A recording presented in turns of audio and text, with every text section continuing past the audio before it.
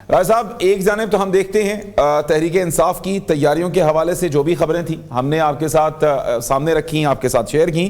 آپ بتائیے کیا حکومت کو اس حوالے سے اب کیا لاہ عمل لے کر بیٹھی ہے، کیا صورتحال ہے حکومت کی؟ دیکھیں، اگر ہم تقابل کریں ان کے پچھلے جتنے احتجاج ہوئے ہیں پچھلے تقریباً 3 برس کے اندر، تو اس حوالے سے تو حکومت کے لیے کوئی تفکر کا زیادہ باعث نہیں ہے، کیونکہ جتنے بھی احتجاج ہوئے ہیں وہ ہر احتجاج میں جو ان کے لوگ ہیں جو نکلے ہیں باہر، جو پرابلمز آئی ہیں وہ گھٹتی چلی گئی، یعنی لوگوں کی عدم دلچسپی اس احتجاج میں بڑھتی چلی گئی. جو ان کی لیڈرشپ ہے اس کی جو غیر حاضری ہے وہ بڑھتی گئی. ورکرز بھی چونکہ جب ایم لیس کوئی آپ تحریک چلاتے ہیں جس کا کوئی مقصد نہیں ہوتا، جس کا کوئی پرپز نہیں ہوتا، اور جب لوگ خصوصاً اس کا تقابل ملکی صورتحال سے کرتے ہیں اور ملک کو درپیش مشکلات سے کرتے ہیں، اور اس کا رزلٹ وہ لوگ یہ نکالتے ہیں کہ اس میں سوائے اس کے کہ ملک کو درپیش مشکلات میں کوئی اضافے کا جو ہے وہ کسی کا پروگرام ہے، اس کے علاوہ کوئی فائدہ، یعنی سیاسی ایجنڈے کے حوالے سے فائدہ نہیں ہوتا، تو پھر یہی نتیجہ ہوتا ہے. اس لیے حکومت کو تو کوئی تفکر نہیں ہے، نہ لمبی چوڑی پلاننگ کی ضرورت ہے.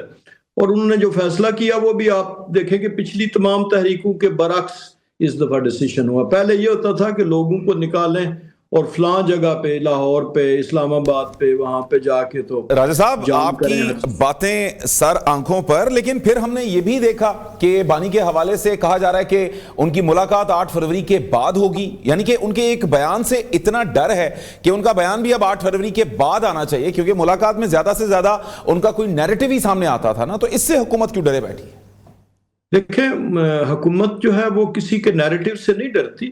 حکومت کے چونکہ بنیادی فرائض ہوتے ہیں ملک کی بیرونی سرحدوں کا، نظریاتی سرحدوں کا اور جغرافیائی سرحدوں کا حفاظت کرنا اور لوگوں کے جان و مال کی حفاظت کرنا.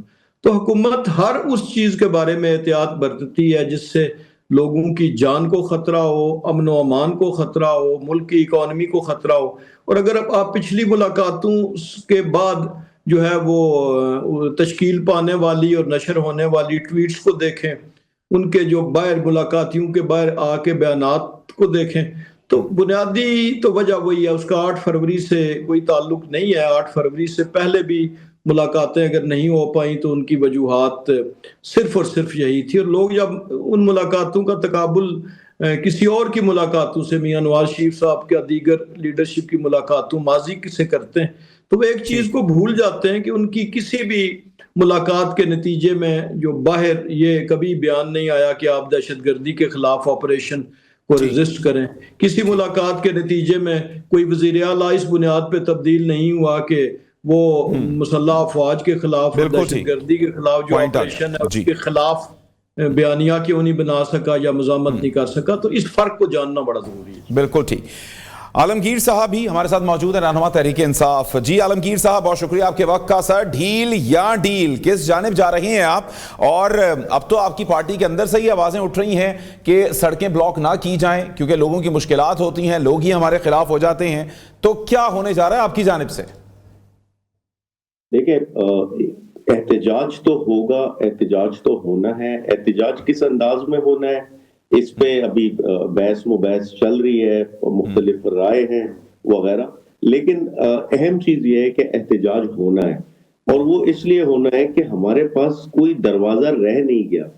یعنی الیکشن ٹرائیبیونلز میں ہزاروں کی تعداد میں جو ہے پیٹیشنز فائل ہوئی ہے. قانون کے مطابق 150 دن کے اندر انہوں نے فیصلہ دینا ہوتا. آج کوئی 2 سال ہونے کو ہے، کوئی فیصلہ ہمیں، کوئی انصاف نہیں ملا.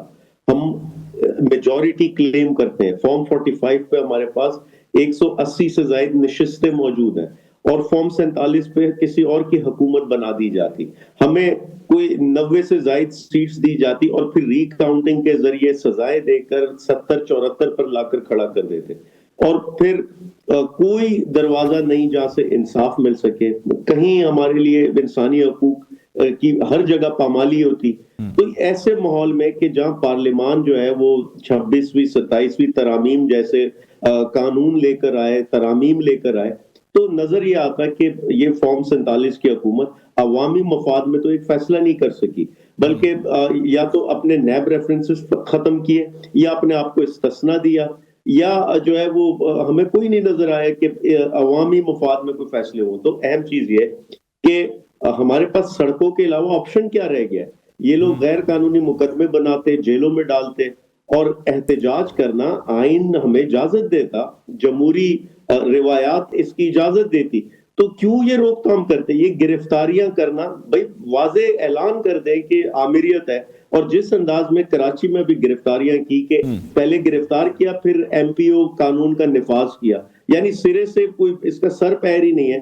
آمریت میں بھی ایسا نہیں ہوتا تھا۔ اور یہ محترمہ بینظیر جی السلام علیکم مدوخیل صاحب، میری آواز آ رہی ہے سر؟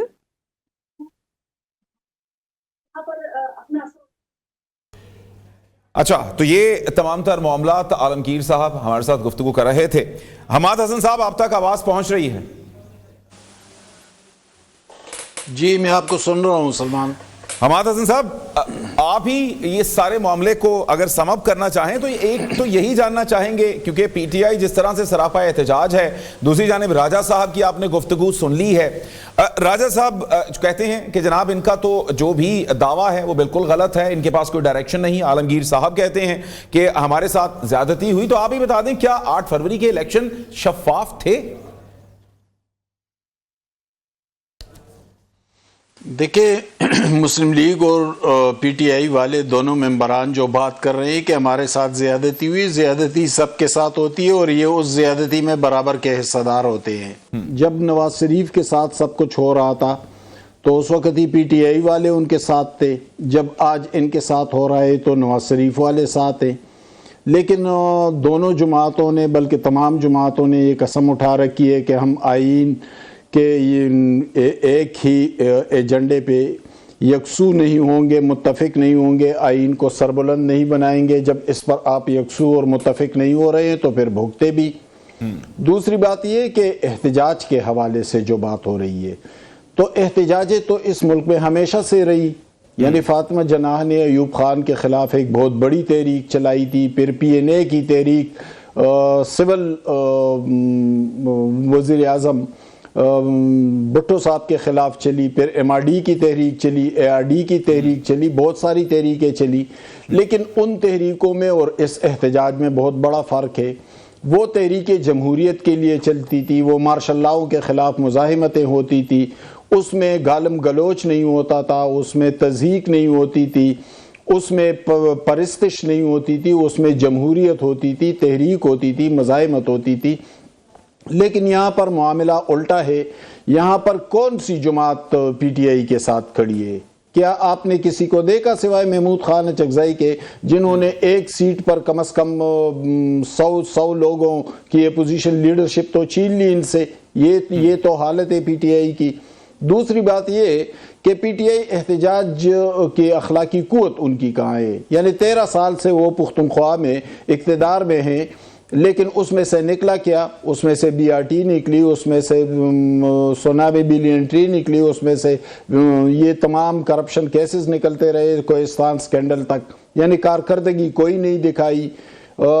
اپنے کارکنوں کی تربیت یوں کی کہ ان کے پاس تو نہ مزاحمت ہے، نہ تحریک ہے، نہ نکل آتے ہیں۔ کل بھی علیمہ خان پیش ہوئی تو 10 سے زائد لوگ نہیں تھے۔ ایک بڑے رپورٹر نے اس کو رپورٹ کیا، میں نہیں کہہ رہا،